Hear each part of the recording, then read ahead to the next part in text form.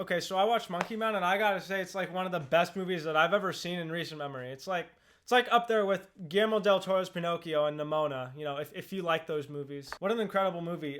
Dev Patel has like an incredible nose. I don't know if you know, but it's actually insane.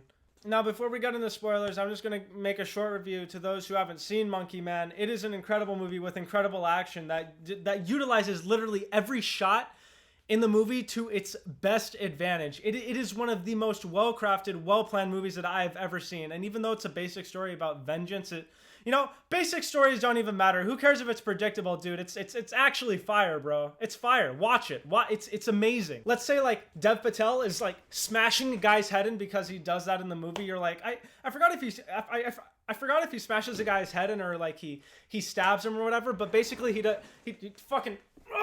Like the impact of a character's actions isn't shown through like the beating up the character's face or whatever, like in John Wick, where John Wick shoots everybody. It's all brutal. You see the blood. That way of filmmaking. It's cool. But in this case, in Monkey Man, they really emphasize impact not through beating people's faces into a bloody pulp, but they show impact through objects. Like for example,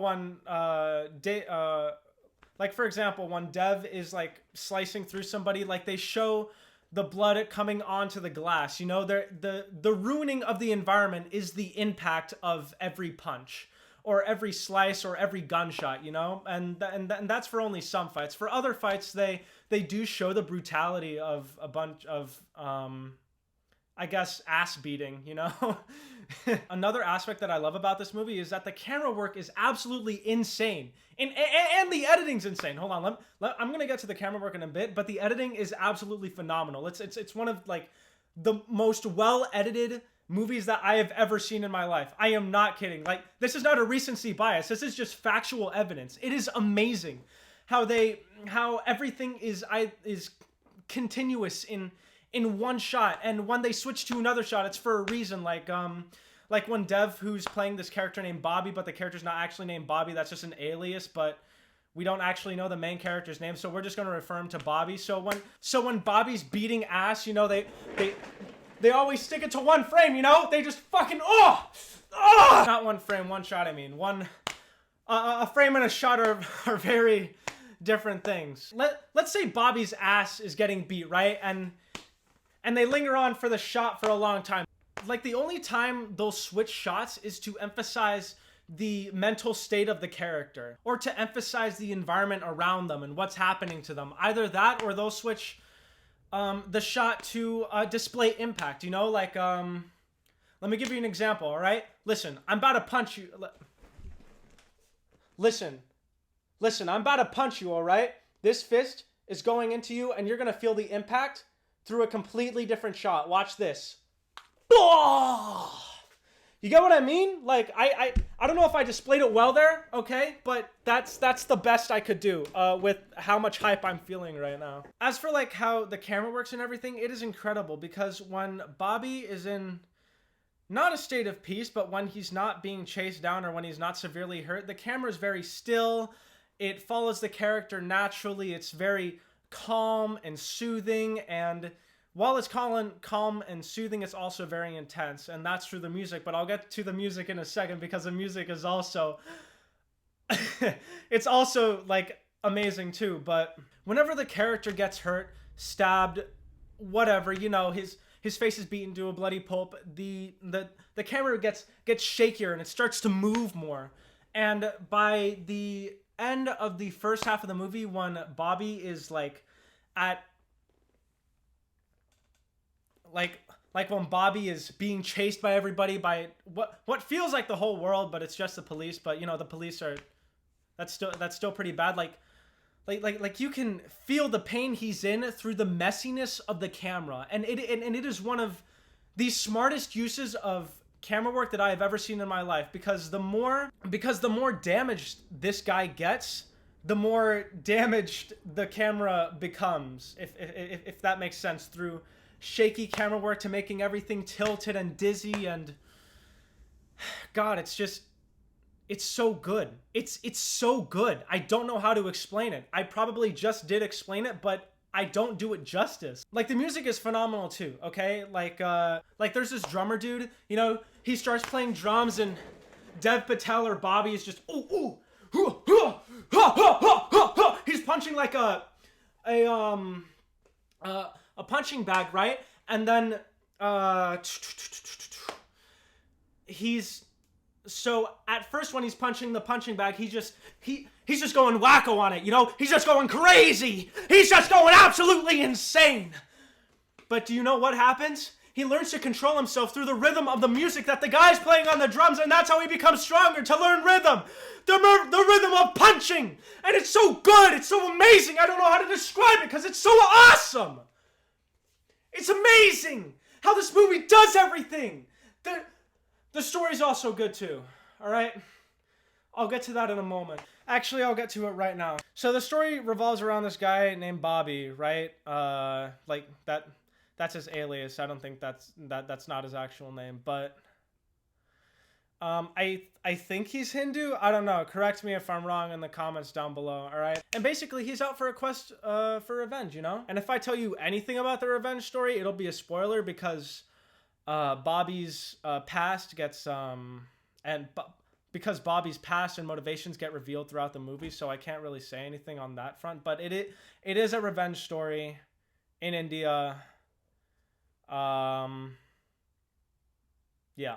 I would also like to really give attention to the world building in this movie because the world building is absolutely incredible. But every shot is so useful for world building, character work, and we all follow and we follow these characters through these environments that some are colorful and some are dull, and every color is used so intentionally and well.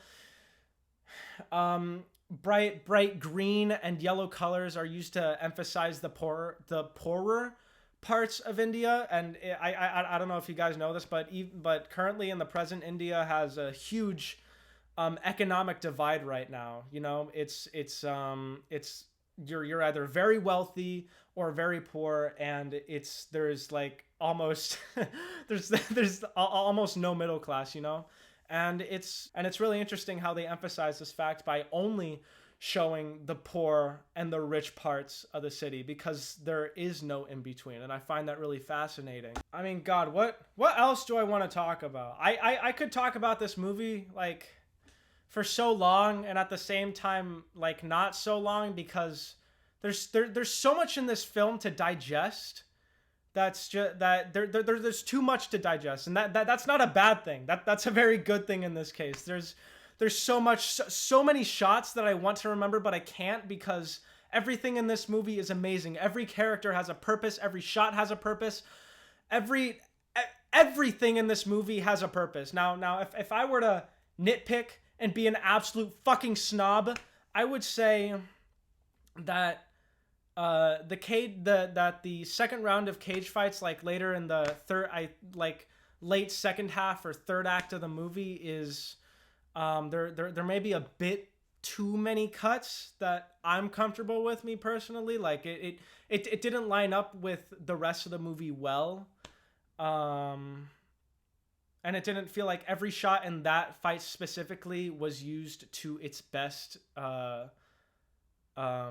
purpose and ability. But that is the most minor nitpick that you will ever hear in your life, bro. This movie is perfect in almost every way. It is perfect. It's, once again, like it's in my top movies right now. There is no recency bias here. It's on par with Guillermo del Toro's Pinocchio, Nimona, and you know what? Let's get TV shows in here. It's like you feel the intensity of like I don't know if you guys seen The Bear. If you haven't seen The Bear, it's on Hulu. It's really good. It's basically cooking, but like people yelling at each other like, cook! I can't think right now. It's shut. I don't like to compare completely unrelated movies, except that I do. This movie's better than Oppenheimer. Just watch this shit, okay? It's so good. It's so well crafted. There is thought behind everything. Everything in this movie is perfect. It is amazing. And my final rating would be to give it a 10 out of 10, 11 out of 10, 12 out of 10. Every character has a role. Every character has a role. The movie ends when it needs to end. And it's a perfect movie. Without a doubt, it is one of my favorite movies of the past couple years. Like, few years, you know? And it's just really good. And I want to really thank the editors here, because the editing, once again, was probably one of the best parts about this movie. And I want to, like, emphasize that. I say emphasize a lot in this video because there is a lot to emphasize, you know? There's so much to talk about, and it plays with the same environments differently too. Sorry, one more thing about the aesthetic of this movie. Early in the movie, Bobby goes in a club, and it's very lively. Everyone's taking drugs and, you know, having sex and whatnot. And later in that fight, or not later in that fight, later in the movie, that same place is dormant and alone and empty, and there's only 2 characters in there, and then you get a very different feel out of that. There's also another part, and I really like that, by the way. And then there's also another part in the movie where there's this guy with an axe, and he's swinging like crazy, you know. He's going after he's going after our main character. He's just mad about shit. He's literally just mad about shit. And he's on a wild rampage trying to, like, cut this guy's head off. And midway through, while he's, like, swinging his axe around, he accidentally gets a bystander and chops his head off. And I really like that detail. That really, like, brings out the craziness and the rawness and I guess the emotional intensity of the scene, where every character just feels like they're really fighting for their lives. And it is amazing. There's also one more thing that I would like to mention, okay? Like Bobby, you know, he's getting, spoilers, but you know what? If you're still here, you've already seen the fucking movie. Bobby, he sees a window. He's trying to escape his situation. You know what I mean? Yes, you do. And he sees a window. He gets ready. And then he goes in there. Boom! And you know what happens? The window does not break. And then he has to fight his way out of the building himself. Yeah, I highly recommend this. I highly recommend this movie for anybody that wants to watch it. You shouldn't even want... This is a necessity to watch. I honestly have to say congratulations to Dev Patel for making this movie. He tore a lot of muscles, broke a lot of bones. I think he broke his ribs. I think. Don't quote me on that, but he injured himself a lot and denied a ton of roles just to make this passion project. And it is so clear that this movie is a passion project. It's a masterpiece of film. That's how I feel. So, if you're still here, thank you for watching. Watch Monkey Man. It's really good.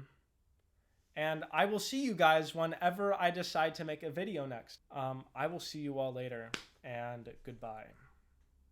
See ya. Dev Patel has a really hot body, by the way. I'm not gay, but like Jesus Christ, dude. That man works out.